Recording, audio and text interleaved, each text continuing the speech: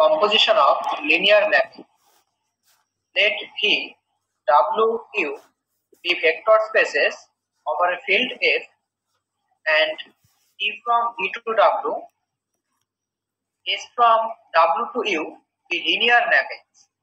Then the composite mapping S composed T defined from V to U by S composed T of alpha সমান S of T alpha for all alpha belongs to V. আমরা কি বলা আছে দেখো, ধরো এটা V, W আর U তিনটে ভেক্টর স্পেস আর T একটা linear mapping from V to W আর S একটা লিনিয়ার ম্যাপিং from W থেকে U। তাহলে S কম্পোজ T এর কাজ হলো V থেকে U তে একটা ম্যাপিং তৈরি করা। এখন আমরা জানি যে দুটো ম্যাপিং এর কম্পোজিশন ডিফাইন করতে হলে তার শর্তটা কি, না range of T subset of domain of S হতে হয়। তাহলে এখানে খেয়াল করো টি এর রেঞ্জ সেট সেটা ডাব্লিউ আর এস এর যে ডোমেন সেটাও ডাব্লিউ। এখানে টি এর রেঞ্জ সেট আর এস এর ডোমেন এটা সাবসেট। তাহলে এস কম্পোজ টি এই কম্পোজিশন ম্যাপিংটা ডিফাইন্ড।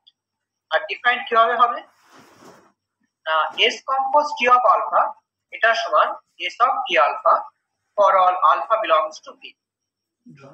দেখো ডেফিনেশনটা। থাক এটা পুরনো ড্রাম, অনেক আগে, লকডাউনের আগে, ওটা উপরের থেকে নিয়ে এসছি।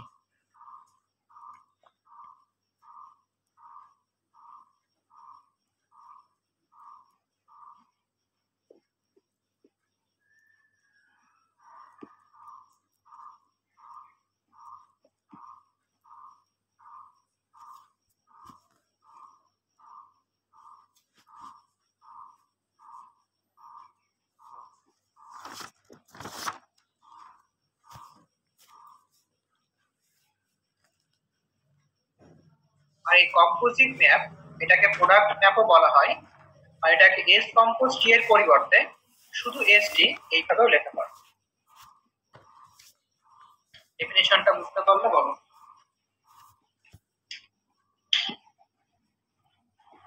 হ্যাঁ বুঝেছি। আচ্ছা, এরপর আমরা প্রমাণ করব এই কম্পোজিট ম্যাপ সে একটা লিনিয়ার ম্যাপ হয়। Now we prove that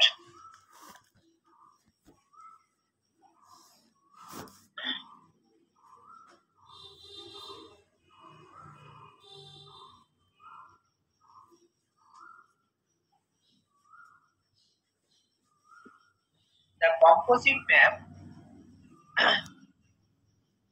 ST যেটা ডিফাইন করা হয়েছে D থেকে U তে সে লিনিয়ার ম্যাপ হবে।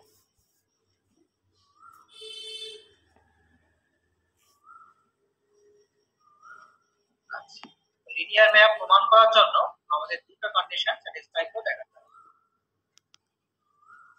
আচ্ছা, তো প্রথম কন্ডিশনের জন্য আমরা এসটি তার যে ডোমেন সেট মানে ভি সেখান থেকে দুটো এলিমেন্ট তুলব।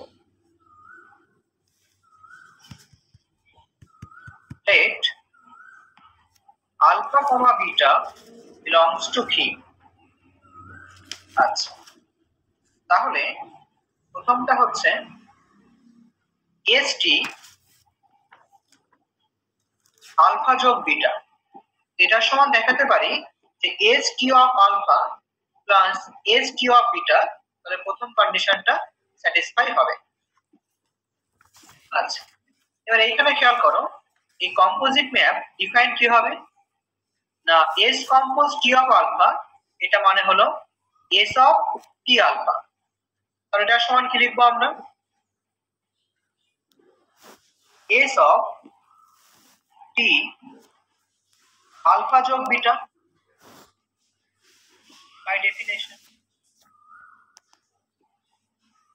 সমান। দেখো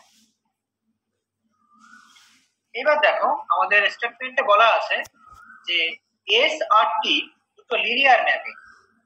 এখন যেহেতু টি একটা লিনিয়ার ম্যাপিং, তাহলে টি অফ আলফা যোগ বিটা এটা সমান লিখবো টি আলফা যোগ টি বিটা।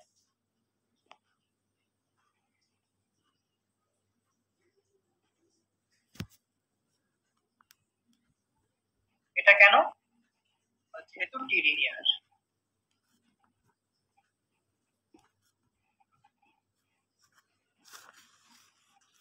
সমান, আচ্ছা এবার দেখো এস ও একটা লিনিয়ার ম্যাপিং বলা আছে, তাহলে এস অফ টি আলফা যোগ টি বিটা এটা সমান কি লিখবো দেখো, এস টি অফ আলফা যোগ এস টি অফ বিটা। কেন? কারণ যেহেতু এস ও একটা লিনিয়ার।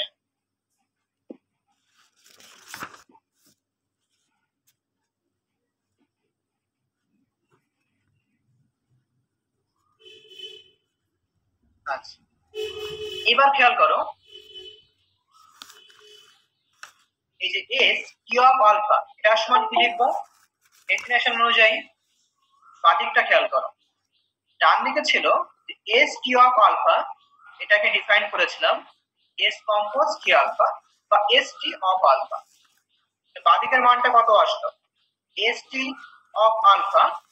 একই রকম ভাবে ডান দিকের মানটা হলো এস টি অফ বিটা সমান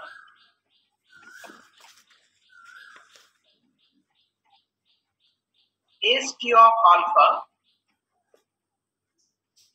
এস টি অফ বিটা। একটা কন্ডিশন হলো। আচ্ছা এরপর কি দেখাবো, স্কেলার গুণফল, তার জন্য একটা এলিমেন্টস নিয়ে নিই আমি। let c belongs to f, ফিল্ডের একটা এলিমেন্ট। নাম দেখে দেখাবো যে st of c আলফা এটা সমান c টাইমস st আলফা হয় কিনা। দেখো এটা সমান কি লিখবো, কম্পোজিট ম্যাপিং এর ডেফিনেশন অনুযায়ী s of t of c alpha. এবার t একটা লিনিয়ার ম্যাপিং বলা আছে, যেহেতু t একটা linear mapping t of c alpha এটা সমান আসবে c টাইমস t আলফা। কারণটা হলো since t is linear। আচ্ছা আবার s ও একটা লিনিয়ার ম্যাপিং বলা আছে, তাহলে c টা এই s এর বাইরে চলে আসবে, মানে c times s t of alpha. এখানেও কারণটা লিখবো since s is linear। আচ্ছা s of t আলফা এটার সমান ডিফাইন কি ছিল, s t of আলফা, তার মানে c times s t of alpha. দেখো লিনিয়ার ম্যাপিং হওয়ার যে দুটো কন্ডিশন ছিল সেই দুটো আমাদের স্যাটিসফাই হয়ে গেছে, তাহলে এখান থেকে বলা যাবে hence st is a linear mapping।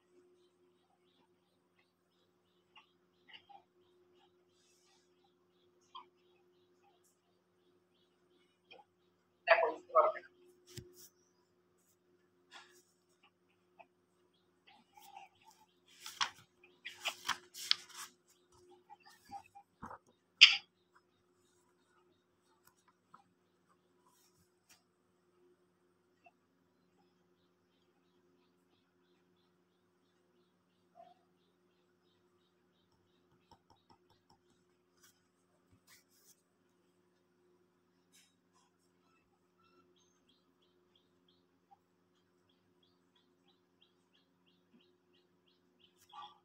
হ্যাঁ হ্যাঁ বুঝেছি। বুঝতে পেরেছি।